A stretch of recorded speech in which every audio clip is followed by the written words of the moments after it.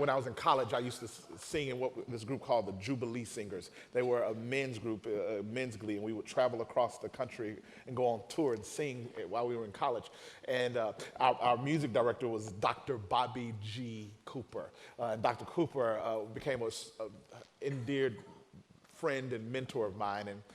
And Dr. Cooper, even after I graduated, would invite me to come back and go on tour. And my compensation, to show appreciation, he would buy me a suit because he knew I loved dressing up. And I love this store called Back Rack, but I could never afford to shop in there. So Dr. Cooper would take me to Back Rack and let me pick out my own suit.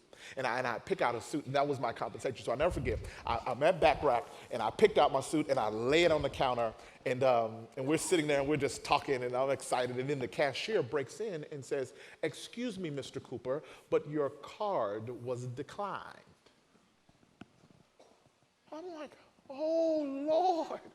Dr. Cooper's card was declined. How embarrassing. Like, I mean, it wouldn't be a big deal if my card was declined because that's just Tuesday. But you know what I mean? Like, that's normal to me, Jack. That ain't nothing, but this is Dr. Bobby G. Cooper. His card was declined. Oh, Lord. And not only that, but I ain't going to be able to get my suit. Oh, Lord. What am I going to do? So I'm just sitting there. I didn't say none of that out loud, but I'm thinking all of that. Dr. Cooper looked at the woman with all the confidence in the world, unbothered, and says, "Try it again." And then starts talking to me. Well, now I'm not listening to what he said. I'm thinking, oh, Lord, you don't tell a woman to try the same card again, Dr. Cooper. You give her another card, and then you give her another card. And then you got to call your daddy and say, "Daddy, I ordered this food at this restaurant, but now I can't pay for it. Will you come and help me?" I'm not saying that I experienced that at all in my life. But Dr. Cooper, you don't give her another card, and now it's really awkward, because now she's going to have to come back and go, oh, Lord.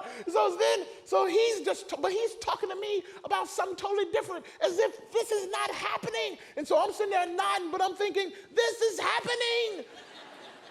So the cashier comes back. Mr. Cooper, I was like, oh, here she comes again. And then she says, "Sorry for the delay, but your card was approved."